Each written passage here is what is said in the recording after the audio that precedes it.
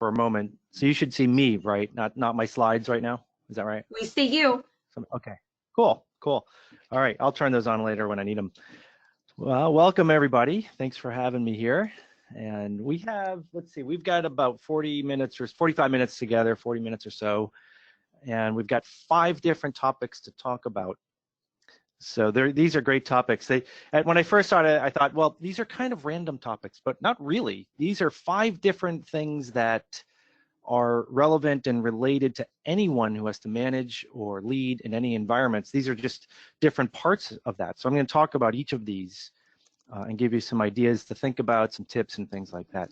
As I ease in, for those who are not familiar with the Speech Improvement Company and myself, I know some of you, a lot of you actually I've worked with, but for those who don't, myself, my team here is about 20 of us spread around the world. We're speech coaches by vocation. We've studied this at the graduate level or beyond. We've been in business for 56 years. I'm actually a 2nd generation coach. My parents founded the firm back in 1964 when they were just starting the executive coaching industry. And it's a fascinating story, but for another time. But what we do for a living is we travel around the world. And well, not right now, we're not traveling anywhere, but we normally travel around the world and we work with different leaders of countries and companies, people in all levels of organizations around the world, in all related to communication, specifically how to be comfortable when it's time to talk. And 2 is how to be really good at it, whatever that it happens to be. So in some cases, it's standing up, giving a formal talk. A lot of times it might be a one-on-one type of a communication you need to have, things like that, anything related to it. So we study this stuff, we're speech geeks, and then we bring it out and we do group training at companies, and then we do private coaching with folks. So at a high level, that's just a little bit about who I am, what me and my peers, my colleagues do. Right now, I'm actually I'm at our office. Our office is closed, so our staff and everybody's home. But I get to come in as the owner to make sure everything is, not turning to mold and all that stuff. So I'm calling you from here, calling in from here. All right, that's a little bit about me. Now, let me dive into some of this content here. And by the way, if you have questions about anything I'm talking about or things I don't get into, just pop it into the chat. I may not see it, but Nail is going to keep an eye on that, and she'll just jump in and interrupt me to let me know. So let me start in with this top one now. Let me get my slides going here on this technology. All right. So I want to start out with, let me start out by just going through, these are the 5 topics we're going to talk about: managing, motivating, challenging conversations, negotiating, and focusing. So I'm going to take you a little bit on each of these. I'm going to talk a little bit about each of these 5 things. You can take notes if you like, or just watch this recording later. When we talk about managing, boy, there's so much in there. And one of the questions is, how do all of these things here, these topics we're going to talk about, how do they change, or are they the same, or what, and so forth, in a remote environment versus live when we're in the office, we can walk with people.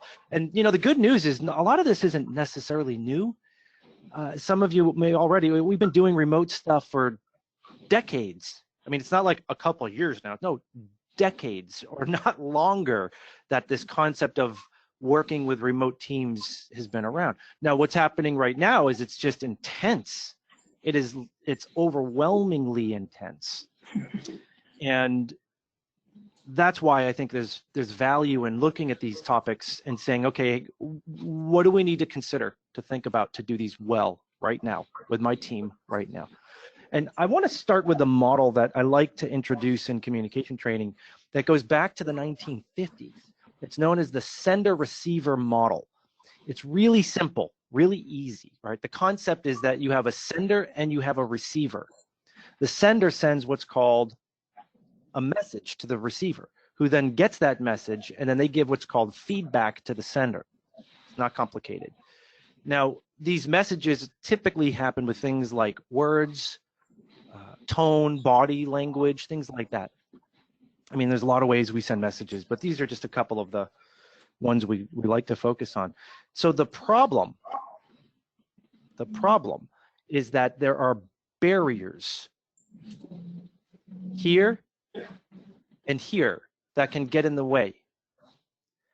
So we have this, what we call intended message. I want to send something. I want to say something to someone. I'm giving feedback to my employee.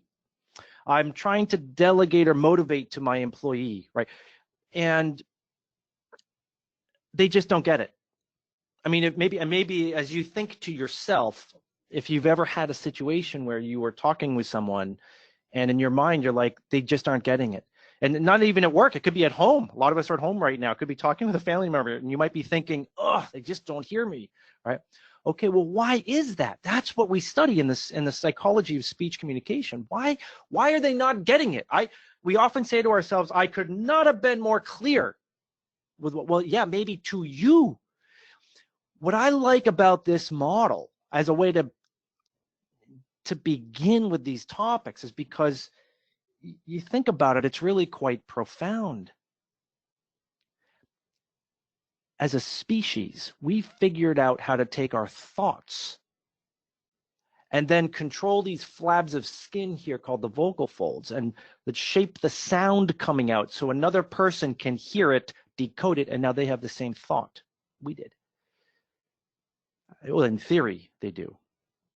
And overall, it's pretty good. I mean, as a species, not too shabby. We can even talk different languages and still figure out where the bathroom is. I mean, it's like we've figured out how to communicate. We're just not perfect at it, which I don't think exists anyway. But there are times when it's great. I don't even need to use words and I can communicate what I want. It's awesome. It's awesome. When that happens, it's so cool. It feels cool. It's like, oh, they get me. And it could be something as simple as pass the salt. In a business team, when we're at that level and we're so tight and working together, it's fantastic. Well, when we make mistakes and fumble and stuff, nobody cares. Like the team is so strong. So it's the communication. I can tell you, oh, you did a lousy job on that and you're just fine with it, right? That's awesome. That's the easy stuff, right? What about when our team is not that close? What about when it's not that easy? What about when our personalities are clashing? What about when I'm mad? When you're mad? When I'm, what if I'm stressed? And when we talk about right now, there's a lot of stress happening in the mind of folks with the current circumstances. Maybe that's you. Maybe it's not you. When you're managing others, you've got to think about what's going through their mind. Now, okay, so good model here. When we think about managing remotely, I mean, to me, the first two things that came to mind that are sort of the most common things are delegating and disciplining, which are sort of these big words that are out there. But when you think about when we do like our full-blown leadership management programs, our training programs, we're often looking at topics as simple as delegating and disciplining. Why? Because look, we define management in general is defined as getting things done through others. When you're doing it yourself, you're not managing anymore. Now you're doing. And on a lot of teams, we have to do a little bit of both. I've got to get it done through others, and I do a little bit, right? But we find that balance. But we're often delegating things, and we're disciplining when it doesn't go the way that we want. Now, discipline is one of those terms that even internally here, our team at Speech Improvement loves to debate because it has such a negative connotation. People hear disciplining and they think, go stand in the corner, right? I mean, unless I say the word discipline and then I say the words professional athlete, well, now discipline has a positive connotation. From a managing perspective, it's just a thing we do, following up. So these are a couple of the things that we look at, that you should be looking at. When you're managing remotely, what has changed? When I'm in my office and people come to my office and I'm delegating, there are certain things that I know I need to do or include in my conversation. Things like, What are the essential activities? Actually, there's 5. If you like this kind of stuff, I'm not going to go deep, but if you like this kind of thing, 5 of them. Include essential activities. Define the objectives clearly. Provide coaching and support. That means if they need a little bit of help getting it done, you can coach them on how to do it. You got to match the tasks and capabilities. Make sure that you're delegating things to people who can do it. And ensure controls and freedoms. Meaning, if they've got a lot of other stuff on their plate, you need to talk with them about that. Otherwise, you're delegating to somebody who's never going to get it done, right? These are things that normally we would be learning about each one of these 5 and how do I communicate it and what is it? I'm not good at this, right? We practice it. For today, I just want to introduce it because as you hear those 5 things, I want you to think about in your delegation what's different. Sometimes in this remote setting, we don't actually go through the effort of doing all of these things. We come up with something simple like, okay, you do the report. And then we hope they just know what that means. Hey, if we're a close team and I know they perform well and they know what, fine. I don't even need to say you do. I just say report. They know what to do. That's not the time it's a problem. If you're delegating things as a manager and it's something new or new for them, you've got to consider these 5 things. Essential activities, make sure they're included. Define what the objective is. Why are we doing the task? Do you need to coach them? Maybe they've never used Zoom before. Do you need to spend some time coaching them on that? Or providing them support, having someone else do it, right? Things like that. These are the things you should be thinking about, even in a remote environment. We often forget these kinds of things. With disciplining, boy, yeah, this is such a fun topic. I mean, done well, it feels fantastic. Really. I mean, we don't normally hear that when we hear disciplining, but organized well, done effectively. For today's session, I just wanted to share. I'll introduce you to the ideas so you can think about it. There are 5 parts of a conversation. When we discipline, like, okay, you gave the task to your employee and they are not performing, they're not doing it the right way, it's not getting, okay, you've given them feedback, okay, and you've done all that, you did the radical candor thing, yeah, and it made it worse, right? So, but it's not changing. You got to look at your conversation and say, okay, how can I organize my thoughts, sender-receiver model, how do I organize my words in a way that they can get? These 5 parts are one way of organizing it. And in some conversations, you only do the first 3 and stop. Others, you do all 5. Here they are. Number 1, describe the behavior. You get to describe what it is that you're talking about. If they're coming in to work late, you got to describe that. But you got to be careful with your language. There's a big difference between saying, I want to talk to you about coming in late versus, hey, I want to talk to you about coming in at 9:15 in the mornings, right? The language that we use can really derail a conversation, but describe the behavior is number 1. Number 2, describe the result of the behavior. You know, when you come in at 9:15, it puts a strain on those who are here earlier because they end up taking the extra workload, right? What's the result? So what that they do this behavior? It means you got to know what it is and you got to know how you will communicate it, number 2. Number 3, prescribe the correct behavior. What would you like to see happening? So moving forward, I'd like you to come in at 9 o'clock. Now, see, number 3 is interesting. Number 3 is interesting because there's a lot of opinions out there. I'm not a big fan of like the online blog or, the learning LinkedIn sort of bumper stickers. I'm not a fan of that kind of stuff. I think you've got to really take things in context. When we get to number 3, prescribe the correct behavior. One way of looking at it is to break it into 2 choices you have as a manager. One is called didactic. You tell them, moving forward, you need to come in at 9 o'clock. The other one is called Socratic, questioning, which means you guide them, you help them get it. And what's funny is like, it seems like the world just figured out the Socratic questioning thing. And if you go into the world of like the International Coaching Federation or things like that, they'll say only ever use Socratic questioning. It's like, Like they just discovered it. It goes back to Socrates. The idea is that if you help them come up with the decision, they are more likely to follow through. It's very effective. That's not for everybody. There are some people that if you take this Socratic approach and say, well, what do you think you could do differently to get in here? There are some people, you take that approach, they will want to smack you. It doesn't work. They needed, just tell me, what am I doing? Just tell me right up front, right? So you've got to decide which approach is going to be most effective.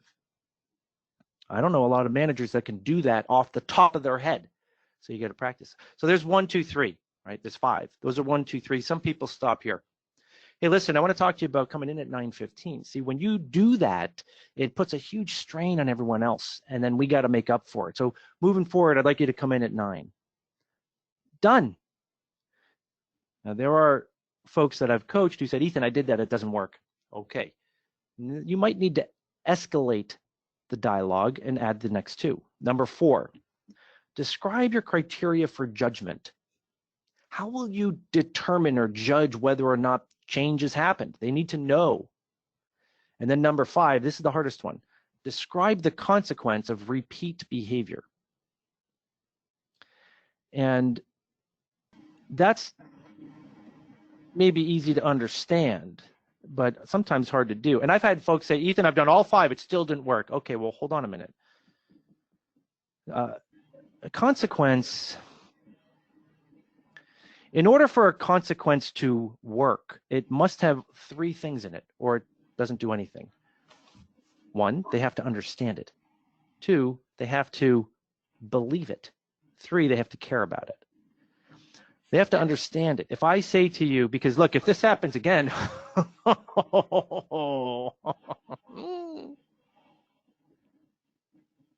what? What does ho, ho, ho, ho, ho mean? Beats me. They have to understand what the consequence is. If this happens again, I will have to put this into your official HR record, which, as you know, you get 2 of those and you won't get the bonus at the end of the year. Like, it has to be clear. If it happens again, you're fired. Okay, well, that's the obvious one. Well, even some people don't understand that. Okay, they have to believe it. They have to believe you are the kind of person that will follow through with this. Or sometimes the consequence is not about me, but if this continues to happen, no one's going to want to work with you. They may understand that, but they just don't believe me, right? So they have to believe it. And then they have 3s, they have to care about it. I knew a guy one time who didn't care about getting fired. It was the wrong consequence. It wasn't doing anything. The behavior change wouldn't happen. All right. So I know I'm talking about this sort of disciplining thing here, right? But when we think about managing and so forth remotely, the questions you should be asking yourself is, what am I doing in this remote environment that is different? Many of us forget all of these things we've learned, and we're just glad that it's working. I can see, is it working? Like, we get into the whole, like, hello, right? And we're all excited, but then we forget that when we're in a role of management, once you get past giving them permission to say, I don't mind if I see the cat, that's funny, it's cute, there's actually communication that needs to happen. And this kind of stuff, delegating and disciplining, I'll tell you, the best of the best practice. They don't try to just show up to the meeting, and because I see this a lot. People who they go to HR and they say, well, I got to go have the conversation with this person. Well, you just say this, I'll say that, right? They talk about the conversation. They never really practice it. That's like me getting into a basketball game and saying, well, here's what I'm going to do. I'm going to dribble the ball, and then when I get up to the court, I'll get close, I'll shoot it. Unless I actually practice. And practice is not rehearsing. We're very sensitive to that. We don't have folks on our team who maybe are in theater and things like that. We're very sensitive to that in communication. This is not make-believe. Practice is about familiarity. It's about muscle memory. It's about learning how to process and control the way I organize my words. Am I going to be perfect? No. Am I going to make mistakes? Yes. But when we are somewhat structured in these kinds of managing things, wow, the impact, the ability of the receiver to get the intended message in the way the intended message is so much higher, so much higher. So practice. You can practice with a friend, a peer, obviously a coach. You can practice by yourself. put on a, if you're practicing with a friend or a peer, that ideally it's somebody who's already been trained. Otherwise you get the, yeah, it was good. That was good. Or they tell you what they personally would like or dislike. What if you end up working with like a speech coach, they will be able to, they're trained to put themselves into the state of mind of the people you're talking to, because people have different profiles. If you're just practicing alone, record yourself. Grab your phone and put on a recording and then watch it back and listen to the sound of your voice. What do you look and sound like? All right. I covered a lot in this first one, and I get so into this stuff. I burned a lot of time. So here's what I'm going to do. Let me look at my notes. Ethan, can I interject real quick? Yeah. Please go ahead. We have, I didn't know if you were talking to Bullets. It's the PowerPoint presentation is managing remotely best practices, delegating, disciplining. So I didn't know if you had gone forward and it didn't keep up. Nope. I just chose to pull those slides out. Oh, okay, gotcha. I am a minimalist with visual aids. I do have some more, but you know, when we're teaching these kinds of things in full day, I appreciate that, Naila, because I know I was thinking that too. I'm like, you know, I got more into this than I wanted to, but it's good stuff.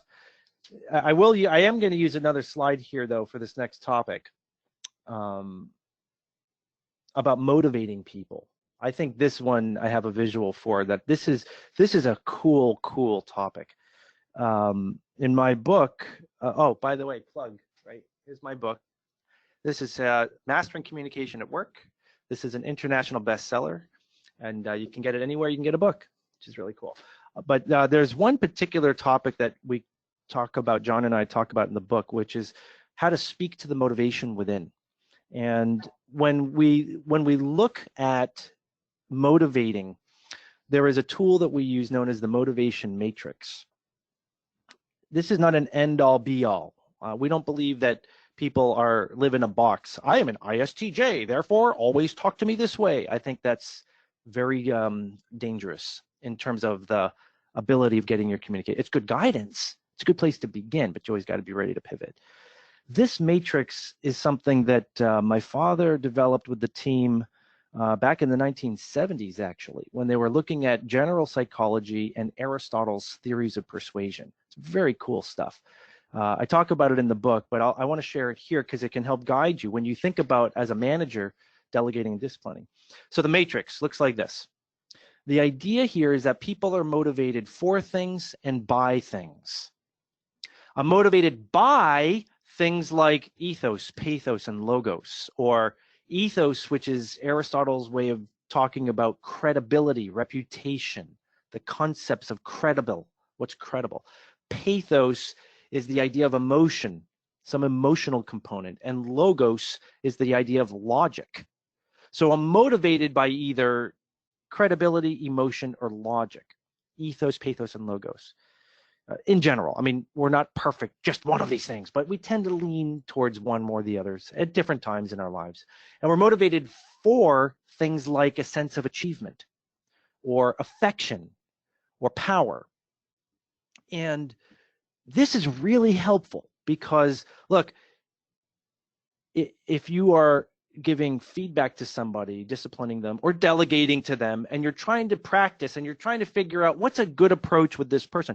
Hey, look, if you're really tight with this person, that's not the issue. You probably don't need a lot of practice. It's just like do the thing and they do the thing, right? But a lot of times we don't have that luxury. So a tool like this is helpful because we can say, look, if this person, where would they fall on this matrix? For example, somebody who's motivated for a sense of power and by a sense of ethos. So they want to be empowered and they are motivated by ethos. If I say to that person, hey, listen, you know, you do a good job on this project and, you know, the CEO is watching this, there's going to be a promotion in it for you and you can take over the whole department. Now, if I'm motivated by ethos, I just heard the CEO is watching, that's going to move me, and power, I could take over. I'm probably likely to be really motivated to work on this. However, if I'm somebody who's maybe motivated for a sense of achievement, and maybe by logos, logic, achievement, this is the kind of person who, an honest day's pay for an honest day's work. Like, just give me the task, I want to do it and go. And you start name dropping people, promising me promotions and money and things. Those of you who maybe fall into this, you can imagine, what does that feel like? Not very motivating. And in fact, maybe even the opposite. I might actually be resentful towards you. And what I like about this as a particular tool is that a lot of us in managers, we go with our own personal preference with what we like for things. And then we talk to people that way because that's how we like it. That's very self-focused. Okay, fine. I mean, we're human. It's kind of what we do. Where skill comes into play, here, let me just turn my slides off a minute so I can see folks again. But where skill comes in is when I start thinking about how other people think. The receiver, how do they process? How does the receiver think? If I can get into their head. Now, I can't read minds, but we know enough about human behavior, about human nature to understand how people in general think. And what we found is that even if you put a small amount of attention into practicing that conversation, the quality of the message is really high. It's really high. We don't have to be perfect at it. We don't have to be the super CEO and the leaders that end up on blogs and TED Talks and all that garbage, right? It's just you and your team. What can you do to be effective and impactful with your team? And if you take all of this and say, okay, but now how does this have to do with the remote? What's this have to do with the remote? What's changed? What's changed is simply the dynamic, the environment. So with this, I want to get into a couple of these other topics. Challenging conversations, I want to put that in with some of these other things I've talked about just for today, because I don't want to go too deep on that because we're only 15 minutes. But challenging conversations, I would say the motivation matrix is going to be very helpful. A challenging conversation is defined very differently by a lot of different people. Just, if you ask my kids, sometimes getting them to call to order takeout is a challenging conversation. Get them to pick up the phone, right? For a manager, a challenging conversation could be telling someone that I have to cut your salary by 70%, or I have to let you go, right? So, but if you look at tools like the motivation matrix, it's really helpful because it can help guide you with framing and language choice that will more likely resonate. It's not like they're going to walk away and say, I feel so excited, my salary was cut, right? But can you minimize the miscommunication, the anger, and the defensiveness that can sometimes happen? The matrix can make that very, very helpful. And then when they're disciplined conversations, that 5-step process there makes the conversation become more focused on the substance and not focused on whether you're a jerk or not, whether you understand them or not. So with challenging conversations, we look at those things. In a remote environment, you've got to consider the fact that the other person, their listening ability is probably hindered. And this blends a little bit into the whole focusing in a remote environment. I know I skipped over negotiation. I'll come back to that. But when you think about the remote situation, what's going on? What's happening with the attention? Okay, so Corona hit. Everybody's at home now, for the most part, and we all, it's exciting. The technology works. Woohoo! But once we get past, and for some people, this is nothing new because they've had this for a while, right? But once you get past that, once you get past the technical works, now you have the psychology. So there's something that we've seen in psychology. It's a term called cognitive dissonance. This concept of competing ideas in the mind. It actually comes from some fascinating research in the 1950s. where they were experimenting to find out why do soldiers do inhumane things just because they're told to, things that are against their personal moral code, but they have a source of authority telling them to do it. And this term cognitive dissonance came into the world, and the idea is that we always have it, just and so forth. But right now in the business world, it's like off the charts. Here I am sitting in my meeting, and I may be trying to look impressive to my boss, or my boss's boss, or my boss's boss's boss, right? Things like that.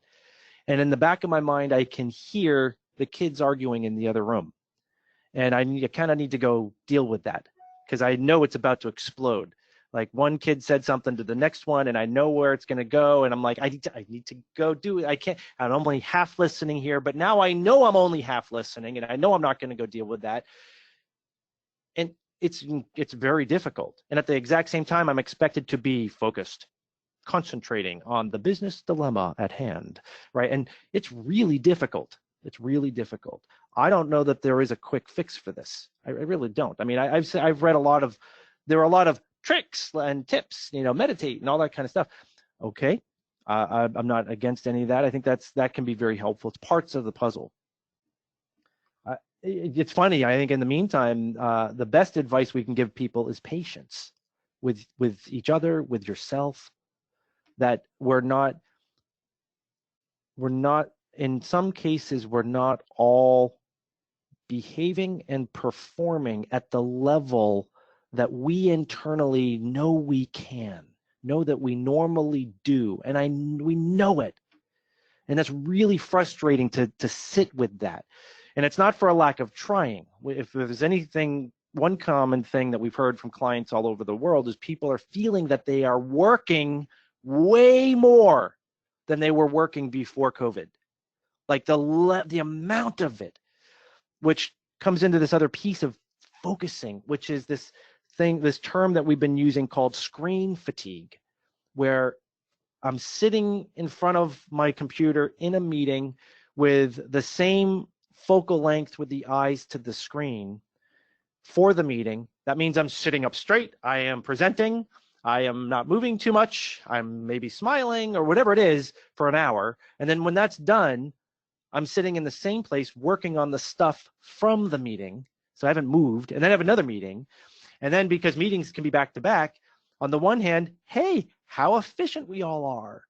We could just go meeting to meeting. On the other hand, there's no breaks. And the level of fatigue is high, which means retention is low. The ability for the mind to capture all of this and process it and retain it, it's a challenge. Some folks are better at it than others. And then that adds to it. Boy, well, it looks like they have it all together. It's like one big Facebook for my whole company. It's like everybody just looks happy all the time, right? The reality is we are stressed. And so I think patience is the best advice you can give to someone right now, is just say, we're sorting it out, doing the best we can. There's a little more normalization, a little bit more. I mean, we're resilient as a species. So that's pretty interesting. All right. So what do you actually do? I think what would be some advice besides patience, which is just general advice? Things that we know in general psychology that can help for staying focused at the meeting. Making lists, good meeting facilitation technique makes all the difference. For some reason, on some teams, the concept of facilitation was left at the office. Treat the meeting the same way you would treat it at the office. If there's one person, and our team here at Speech Improvement, we take turns. We have monthly team meetings. The whole group gathers remotely for a full day of development, but we rotate the job of facilitator. That's not me just because I'm the owner. I'm just another person on the team here. So we take turns, but there are things we've all agreed on. This is the structure of the meeting, and this is how we do it. People pay close attention to that. That helps. Take breaks. I mean, it sounds so obvious, but sometimes you need to hear it out loud. We've seen teams, this is actually pretty good. We've seen a lot of teams will schedule 1-hour meetings to be 50 minutes because it's hard for people to take a break. There are a lot of personalities. It's kind of like, maybe this is you or a friend of yours where you say, you should take a couple days off, and they just laugh at you. That's not going to happen, right? Some people have a hard time taking breaks, so schedule the meetings to be 50 minutes. So there are intentionally 10-minute breaks or something like that throughout the day. If you're in a position of authority, it's good to make that sort of across the board a rule. People can break rules, but in general, that would be helpful for folks who have a hard time doing that on their own. All right, let's do this. We have about 5 minutes. I don't want to get in. I don't want to get into negotiation right now. It's such a huge topic. We have like full year-long programs in this topic. Let me give you this. All right, I'll give you one thing on negotiation that will probably be like a silver bullet next time you have to negotiate with somebody. If I can't teach the whole thing and I can say, here's one thing that you got to go if you're going into one, listen from their point of view. Sounds obvious, right? But what you're trying to assess in the listening is what interests do they have in the negotiation? And you may find it's more than just, like if it's a salary negotiation, it's more than just money. When we're listening from the other person's point of view, we're trying to understand how they think and how they process. So that means we're asking questions related to that. We're paraphrasing things they say. It's probably one of the more powerful things you can do in a negotiation, whether you're doing strategy and all of that kind of stuff. But when we're only listening from our own point of view, it's a lot more difficult. So that's a negotiation technique. Why don't I open to see if we have any questions in the 5 minutes or so we've got left? Because I could just talk for like a week, and that's a little boring. So.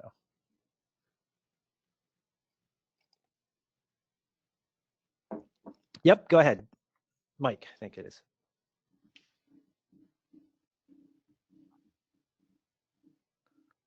Mike, you're on. There. Yep, I got it. There we go. Thanks. Now we hear you, Hey, Mike. thanks a lot. Thanks a lot, Ethan. For tips and tricks in terms of that negotiation, do you have an easy way to put people into that motivation matrix? If you don't know them too well, how do you understand where they fall into that quickly? Yeah, I love that question. Because it's easier to figure that out when it's people that work with you every day. When you don't know them that well, or maybe you're meeting them for the first time, knowing the matrix is really handy because then we're listening carefully. Some people call it small talk. We don't. We call it big talk. That chit chat that happens at the beginning of the meeting can help you understand, are they more of a logic person? Are they more pathos and flamboyant in the way they talk? Right? As we listen and ask questions in a negotiation, which is appropriate, to learn about what their interests are, it becomes easier to look at it through that lens and say, it sounds like by the way they're talking, I can tell this person wants to be in charge, or they like the power, or I can tell this is a list person, they just want to accomplish it, right? We can begin to sort it out that way. There's an interesting, I think it's page 41, I think is what it is. No, I don't have my book memorized, but this page everyone talks about. So page, yeah, 41.